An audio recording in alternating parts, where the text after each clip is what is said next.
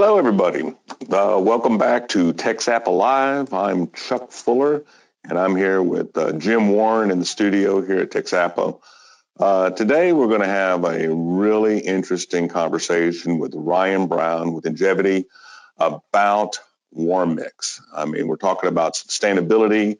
The last few sessions that we've talked about sustainability, we've had podcasts on sustainability. Again, we're a firm believer that this is definitely the direction that our industry is moving towards. And I know that Ryan has a ton of information that we're going to explore today about warm mix. And this is just one form of sustainability that we have to offer with our flexible pavements. And I do know that warm mix is a big item. It's a big ticket item. It really does reduce the carbon footprints, as we're going to find out from Ryan's presentation. But there's other aspects also to recognize with asphalt pavements. And so we're going to go right into the Ryan Brown. I know that he has a lot of data to cover. I'm just going to kind of let him take off and do his thing. And what I'm going to do is just kind of sit back and listen to him, and then probably interject when I can, when I see something that needs to be addressed.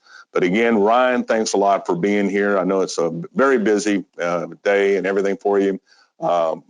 So take it away, Ryan. It's all yours, and the presentation's yours. So get after it, Ryan. All right.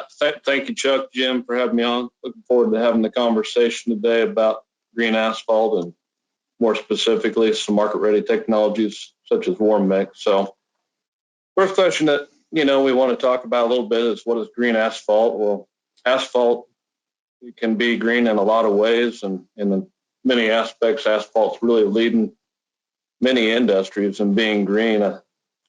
We are the number one recycler of asphalt pavement. The United States, I think last year, the asphalt industry checked in about 100 million tons of RAP that was recycled, which puts us number one on the scoreboard of all industries for the top recycler. So I'm going to talk a little bit today about what else is ready on the market, or where is this market moving to. So today we're going to talk a little bit about warm mix being green asphalt.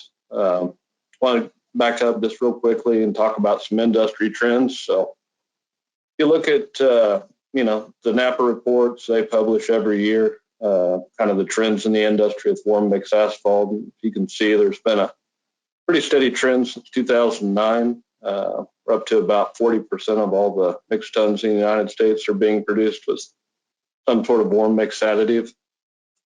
But as we dig a little deeper into that report with National Asphalt Pavement Association's report on recycled and warm mix asphalt, interesting trend that I wanted to talk about today. If you can see from 2014 to 2019, what we're really seeing is a rapid trend towards chemical additives being used as the predominant additive of choice by producers and contractors across America. So, that's an interesting thing. Plant foam is free, chemical is not. So I want to talk a little bit about why we're seeing the industry move in this direction.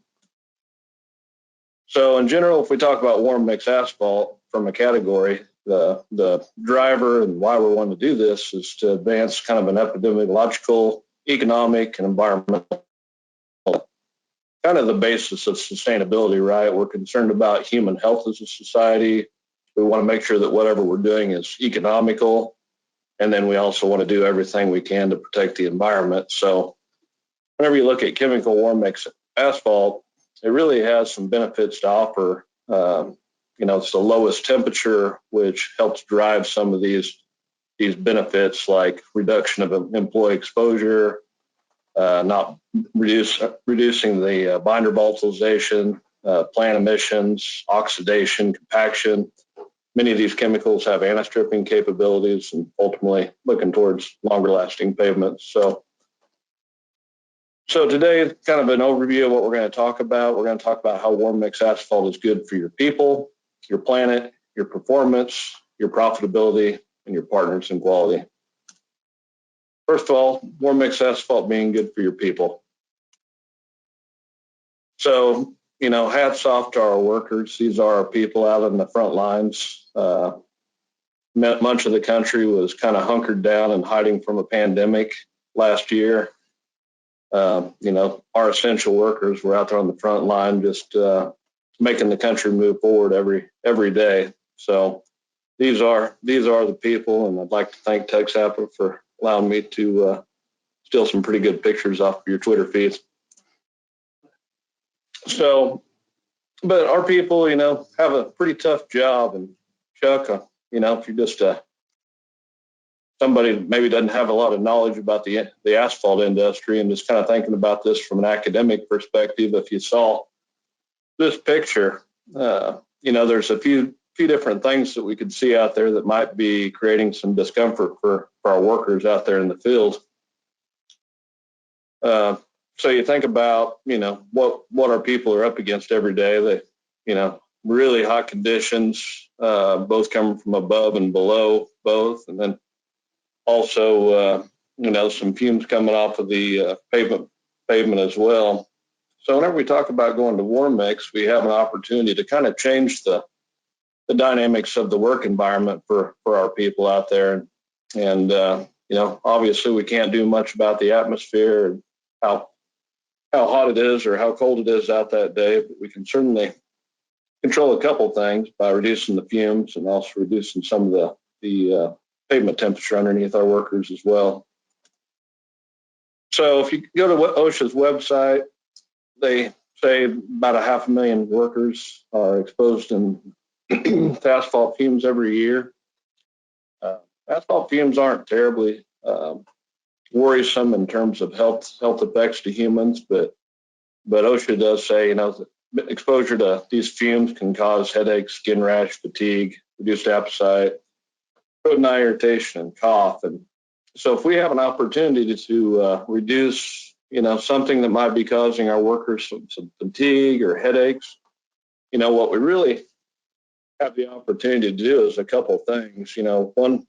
One thing that I hear very consistently, I've heard it for a number of years across our industry, is that every year it seems like it's harder and harder to attract and retain new talent into our industry. People see the asphalt occupation as hard work as it is, but whenever we talk about warm mix asphalt, we really have an opportunity as an industry to kind of overall do something about improving the overall image and creating a better attractiveness for getting people into our industry. And then, of course, at the beginning of all of our conversations is this idea of worker safety. Almost every TXAPA meeting starts off with a safety share, so very focused on safety. And warm mix asphalt also provides a pretty good opportunity to help with that worker safety as well. You bring up a great point there about the satisfaction of workplace employees, and that's what we're going to have to do in our industry, is attract those individuals that are going to benefit us, in the near future, not only now, but 10 years from now. And this is definitely the right direction that we need to go. Again, to promote and our sustainability, or the whole aspect of sustainability with flexible pavements, asphalt. Yeah, absolutely, Chuck. It's an opportunity. Sustainability includes people as part of that equation. So let's wake everybody back up a little bit. I've got a few questions throughout here, and I want to assure you all that my jokes continue to get worse and worse throughout the presentation. But question, is it beneficial to reduce employee exposure to heat and fumes? A, no, it doesn't matter. Only Chuck Norris and Gina Carano work on my crew. Or B, 8 to 10 hours is a long shift, and anything we can do to improve the better working environment is a step in the right direction. There you go. Chuck, I know it's kind of a hard one because, Walker, Texas Ranger did come from Texas. Yeah, absolutely. All right. Warm mix asphalt also being good for our planet. So let's talk about this just real briefly. I'm not going to go into the details or the specifics of it, but if you haven't been involved in starting to quantify carbon footprint on a project, I can almost assure you that that's probably coming very, very soon to your life. So I want to put up an example, not that this example that we need to go through the specifics, because every project's going to be a little bit different in terms of what we can do, but But the general idea is that you have some starting point, being the red bar. You add a little chemical warm mix additive to the process. It adds just a bit of carbon footprint because there is some processing and manufacturing that has to take place. But then whenever you start talking about what you can do once you add that chemical warm mix additive, you can see that there's a massive opportunity, whether it's reducing fuels or getting some more recycle in there, or displacing some other products, or possibly getting the pavements to last longer. From an overall magnitude standpoint, that was the point I really wanted to show. There's an enormous opportunity for our industry here if we simply just reduce the temperature of our mix. We have an opportunity in this example, 39% reduction in the carbon footprint of a project. So more specifically, whenever we talk about why are we reducing carbon footprint, I want to talk about a couple things out there tying into the sustainability concept. So if we talk about the asphalt industry by the numbers we're going to look at the macro level. This is at the United States. According to National Asphalt Pavement Association, we're producing about 440 million mixed tons every year. And so at 5% AC content, that's about 22 million liquid tons of AC that our industry is consuming every year. Huge number. But what happens is, as you can see in the picture, a lot of that asphalt never makes it out to the roadway. You can see that there's some fumes coming off that truck on the right. In contrast to the truck on the left, there's no fumes coming off of there. You really don't think too much about that. That's just kind of been the nature of our industry for a lot of years. And the loss is actually pretty small. You're probably losing less than about a half of a soda can of asphalt coming off of every mixed ton that's produced hot like that. And then on the chart on the right, what you can see is that, this explains the mass loss. So you can see as it gets hotter, you get past that 275 number and you see that line really starts to change shape and starts getting a lot steeper. And what that basically is saying is that 275 is about where the fumes really start coming off the asphalt, and the hotter you get from there, the more and more fumes you start losing off your asphalt. So a lot of people ask all the time, well, why is 275? That's the number that keeps coming up. Why is that significant? It's really that 275 is about where you start really getting a good bang for your buck in terms of eliminating those fumes. So that's the definition of warm mix in the state of Texas is 275 or the 215 to 275. Is that universal, Ryan? I mean, is that throughout the United States, or does each state have a different temperature requirement? Yeah.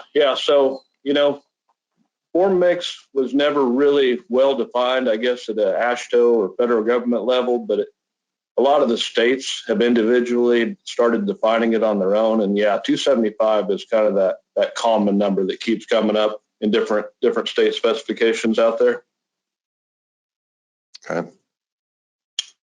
So what that basically allows us to do, if we can get that temperature below 275, we can reduce about 40% of that binder being volatilized on a mixed ton, which doesn't sound like much on an individual mixed ton, but if you take that across 440 million mixed tons across the United States, that reduction, just that small reduction in binder loss, adds up to about 70,000 liquid tons of asphalt binder that we can preserve or not volatilize in the United States alone. And that's a really big number. It's such a big number. I wanted to maybe help people get their minds around how big of a number that really is. So I started calculating that up. It's like 70,000 liquid tons. That's enough to produce about 1.4 million mixed tons of asphalt. And that's the opportunity that we have. If we can get below that 275 consistently across the board, that's how much asphalt that we would save every year from going up into the atmosphere. And that would be enough mix to pave Interstate I-45, all 4 lanes from Dallas to Houston, including the ramps and shoulders with a 2-inch asphalt overlay. So let's switch over to now the energy. We also know that it takes energy to get up to hot mix temperatures. So again, let's start with that 440 million mixed ton number. And we know kind of on an average, it takes about 213,000 BTUs to produce a ton of hot mix. So if you take some simple math, 440 million mixed tons times 213,000 BTUs, our industry is consuming about 94 trillion BTUs of energy every year. I know we're using a lot of different fuels out there, natural gases, fuel oils, a whole range of fuels, but I wanted to put that equivalent to number 2 fuel oil, just so that we get our heads around how much fuel that really is. So that's about 670 million gallons of number 2 fuel oil is what our industry approximately would be equivalently consuming every year. And so whenever we talk about warm mix, now we have the opportunity. This is straight out of their Federal Highway publication where they went out and measured this on projects. They said typically it's going to range somewhere between 20 and 35% energy savings on a project by going to warm mix. They measured it as high as 50%, but I wanted to take a very conservative number and just say, what if we would just got a 20% reduction in energy consumption? So you take that 94 trillion BTUs times 20%, it comes up to a number of about 134 million gallons of number 2 fuel oil. That's kind of the equivalent of the energy that we could save as an industry if we were to drop down to true warm mix temperatures on all of all of our mixed tons. So again, really, really big number, 134 million gallons of fuel oil. How much is that? So wanted to take a look at that. So if we took fuel tanker trucks, what you would see at a convenience store or headed out to your asphalt plant to refill your fuel tank, and we line those up, bumpers touching bumpers, we could line up trucks basically from the Dallas Cowboys Stadium all the way down to La Cantera, where we have our annual conference out in San Antonio, with 1 lane of traffic of semis touching bumper to bumper. And that would only still be 288 miles worth of trucks. So we'd still have about 9 miles of trucks we'd have to find to put somewhere. Maybe the golf course parking lot at La Cantera. I'm not sure where we might be able to fit those in at, but that's the amount of energy that we could be saving as an industry if we moved all towards warm mix. So again, I promise my jokes are going to get worse as time goes on. So I want to check for understanding. Who could make a bigger bonfire, the Texas Aggies or the asphalt industry with the fuel saved by switching to warm mix asphalt? There you go. What do you think, Chuck? I'm going to have to vote on the Aggies. So I think it's going to be the asphalt industry. I had a feeling with the audience today that people might not believe me. So that's the great thing about modern technology. I was actually able to do some satellite imagery simulation where I was able to kind of create what these 2 fires might look like side by side. So here we go. I took all the fuel that we could save by switching to warm mix, and as you can see, Texas is now on fire. Unfortunately, I could not see the fire over in College Station, but again, with technology, I was able to zoom in and find the bonfire over there. There you go. Let's talk about warm mix asphalt being good for your performance. So, Chuck, you've been around asphalt for a long time. If you were to look at Plant A here and Plant B, and I ask you the question, which lab, which plant had better control of the mix? What do you think? Oh yeah, well, it's very obvious. Yeah, very obvious. Plant B has much better control of their mix. So this is kind of an interesting data set. It was actually generated by one of our customers. They were having some trouble with their mixture browning out in their silo throughout the day, so they wanted to understand what they could do to better, make better quality mix and better control their volumetrics on their mix. So they ran a study basically, and they said, okay, this is this is what happens if we hold that mixture. It's the exact same mix produced in the exact same lab. The only difference was they held one of them at 330 degrees over time, and they held another one at 270 degrees over time. And, a couple noteworthy things you can see over on the left-hand chart, makes sense. The air voids are around 4.4%. But when you switch to warm mix, you can see it drop down to 3.2, 3.3, somewhere in there. Mm-hmm. That's because you would also expect that you're going to save some absorption just within that first 2 hours.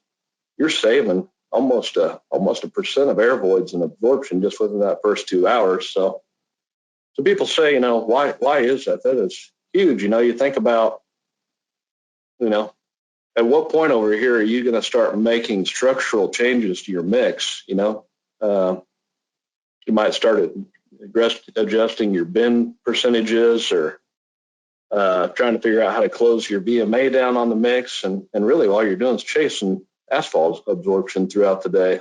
A lot more prevalent for people who silo their material in the morning or have some absorptive aggregates out there, but certainly an opportunity that we can get better control of our mixtures by going to warm mix. Mm-hmm.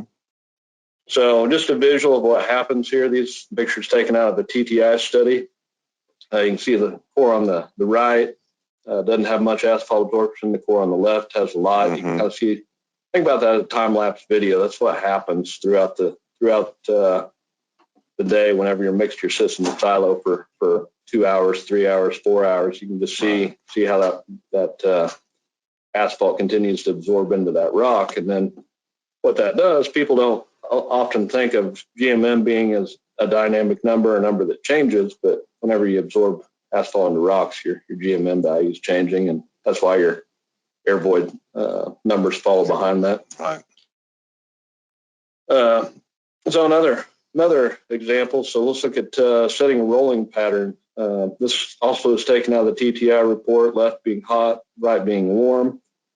If you're setting your rolling pattern, you're getting your non-newt gauge out there on the pavement.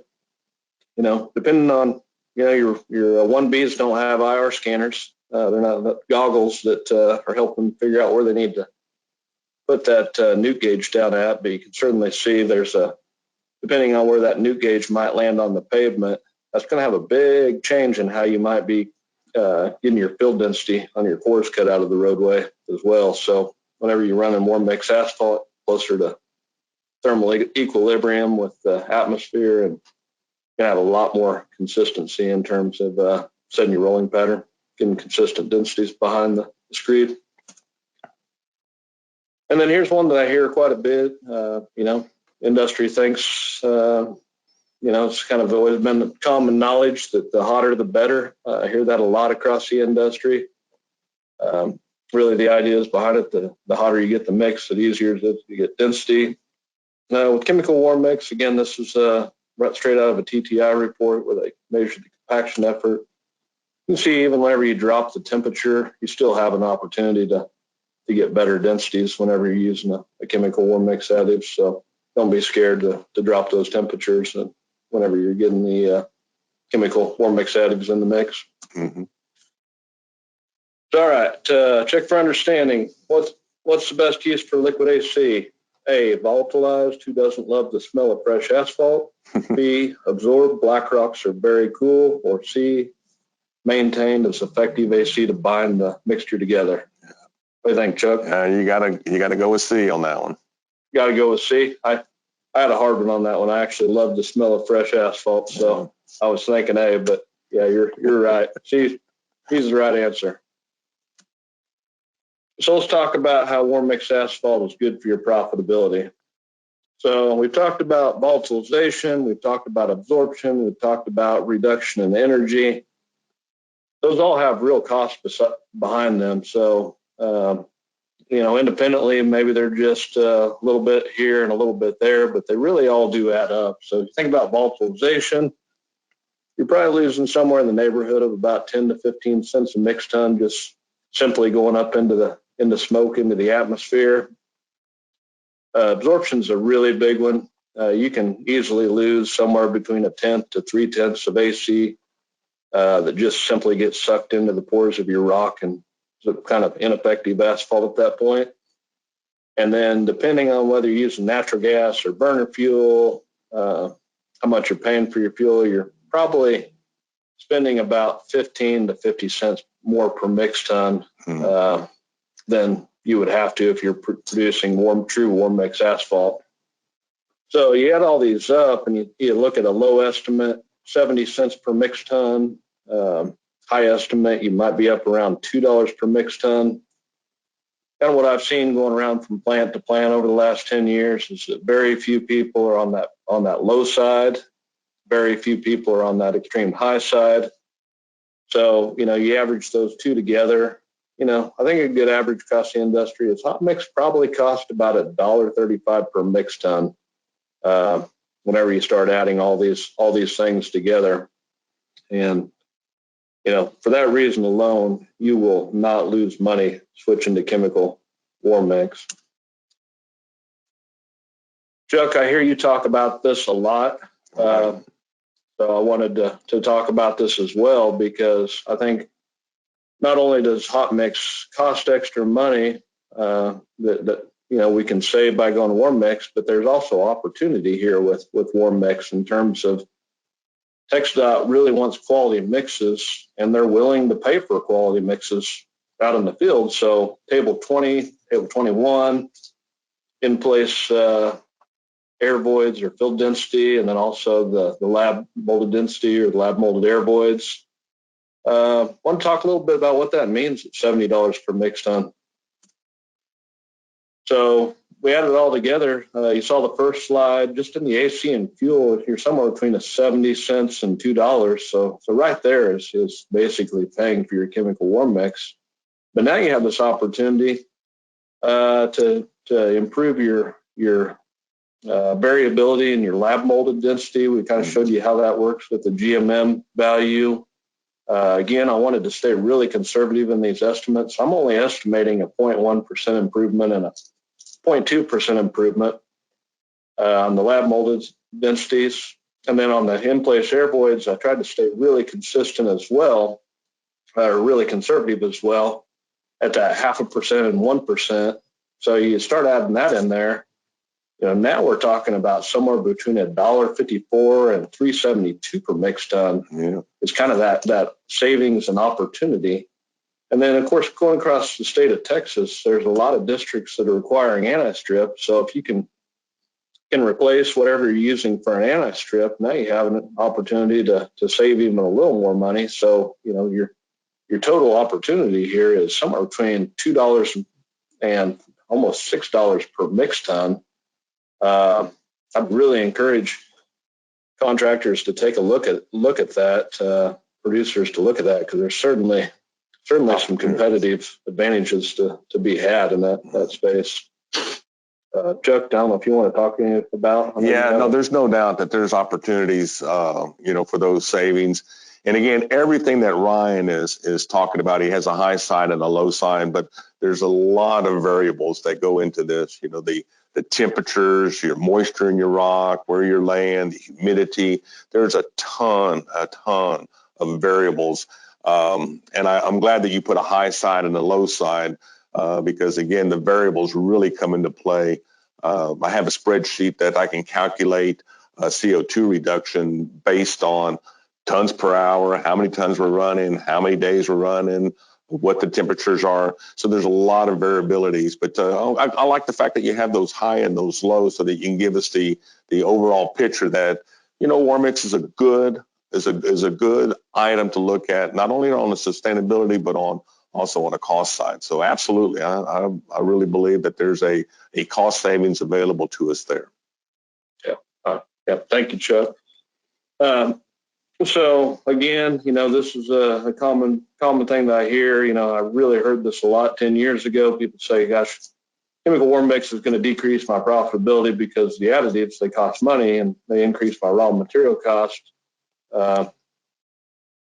False. And I think there's probably no better evidence to show you then to just look at the industry trends over since 2014, nobody's forcing contractors to switch to chemical additives, but you can see they are converting to chemical additives and recognizing this cost saving and bonus producing opportunities, risk reduction. That's really why you're seeing this voluntary switch over to chemical additives from a producer standpoint. Good point. And then lastly, let's just talk a little bit about how warm mix asphalt is good for your partner. So whenever we talk about that volatilization or that smoke, that's really some of the best parts of that asphalt. That's your light ends. That's what's providing your ductility in the binder. So whenever you can not put those light ends out into the atmosphere and you can keep those light ends into your road, that translates to increased mix performance, which we can validate and measurement through the binder, through the mixture, pavement modeling, and then some independent research. So I want to go through those real quickly. This first, not expecting to make anybody a binder rheologist expert through this presentation, but this is just a real simple measurement in a binder. It's called the Glover row. It's simply a measurement of ductility with some better equipment than the old ductilometers are. And what you can see with the yellow line, that's the hot mix, the blue line being the warm mix. It's kind of the same concept as pavement preservation curve. Whenever binder begins to lose its ductility, it starts to crack. So once you get to that 180 kPa warning, the pavement starts to crack. And if you measure the two differences in the time before that cracking starts in the binder, and you come up with about a 28% life extension of the binder life whenever you go to chemical warm mix and drop that temperature below 275.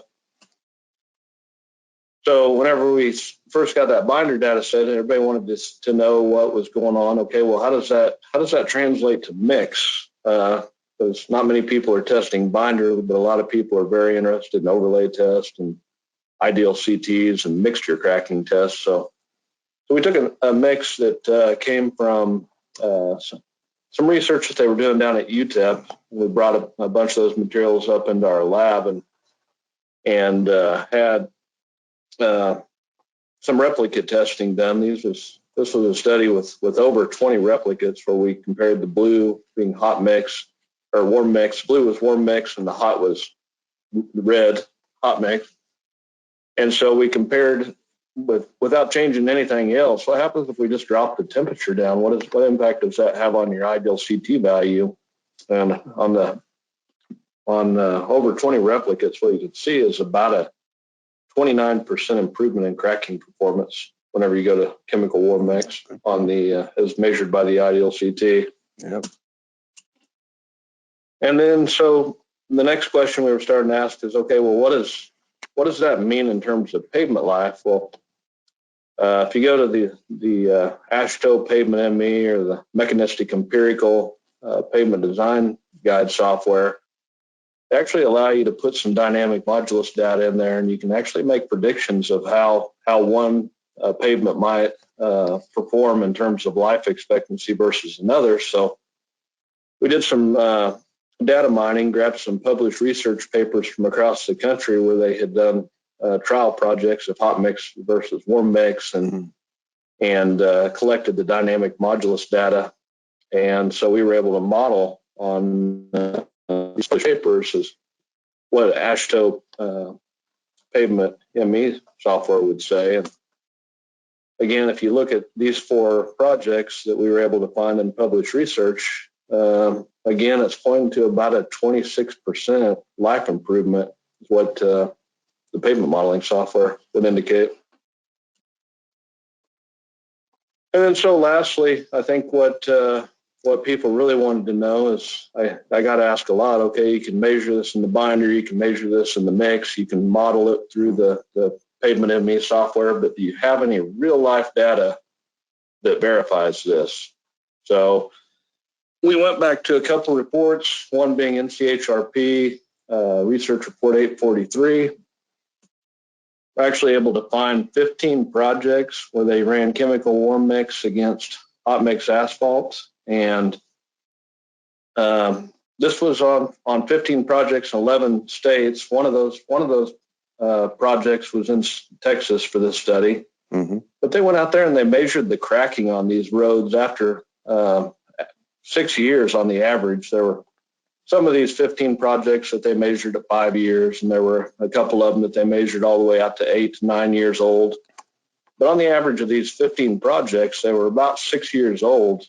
And what they found, whenever you go through the numbers of comparing the hot mix versus the warm mix, you see again about a 25% reduction in cracking in real life on 15 projects. And the other thing that's interesting is that there was basically no measured difference in the rutting on these 15 projects after an average of 6 years of life out there. Yeah. You're throwing a lot of information out there, Ryan. It really is good information. I know that we're pushing our time limit. So what do we have what else do you have here? And then we'll kind of wrap this thing up here. Yep. I got about 3 slides and be wrapped up. So, all right. So this is the other report that we were able to find. It's a TTI study. Again, it was some of the projects that we saw in Austin, San Antonio, but they went out and crack mapped this too. Found the exact same trend, 20% reduction all the way up to a 400% reduction in cracking with warm mix. The only reason you saw these big numbers is that after 3.7 years, two out of the 3 warm mix projects didn't have cracking in them. That's why you see these big numbers. Mm-hmm. So wrapping it up, what's the data suggest? 28% improvement in battery life, 29% improvement in cracking performance, 26% in pavement life, and a greater than 25% reduction in cracking in 18 independent research projects.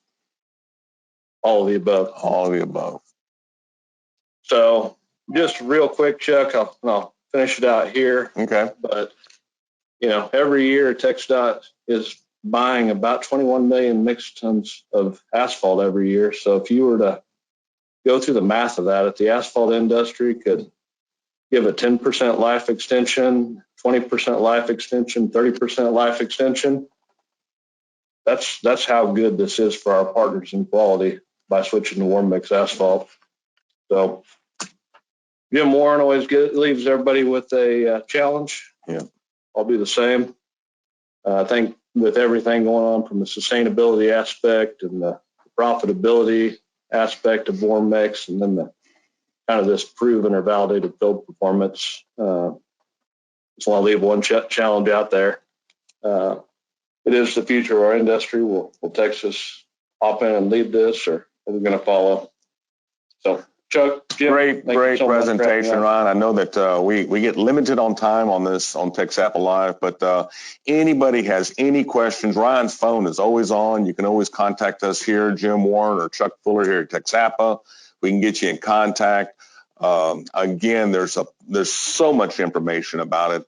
I do know that the new specifications that TxDOT, Materials and Test Division, have revamped, and they address warm mix asphalt. They address the definition of compaction aid. They address the temperatures.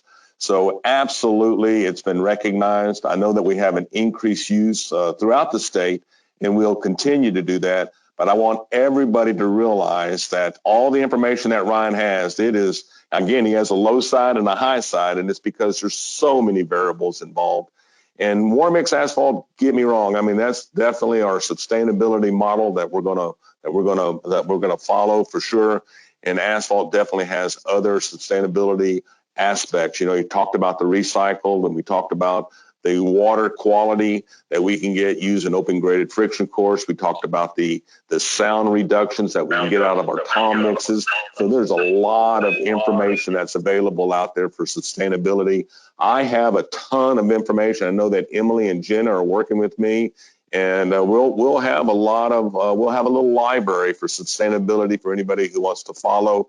I know that there's 3 different aspects out there for sustainability to follow. We have the FHWA, we have Invest with those guys, we have the Greenroads, and then we have another section for sustainability. We can definitely help if anybody wants more information on sustainability. those of you that are watching that are not from the state of Texas, that are out there watching from other states or from other agencies, please reach out, talk to Ryan, talk to Jim Warren and myself, and we'll be able to help. We'll be able to get you the information. And Ryan, I can't stress enough that that warm mix asphalt is definitely a positive attribute to our industry, and I really appreciate. I mean, again, you're smarter than the average bear, and really appreciate all the information you put out there. And for sure, we're going that direction. So, Jim Warren, are we done here? Are we got to going? Jim Warren's giving me the thumbs up. So, again, thanks a lot for everybody. TXAPA Live, and we'll see you next Thursday. Appreciate it. Again, Ryan Brown, hats off to you. Did a great job. Really appreciate that. So, thanks a lot, everybody.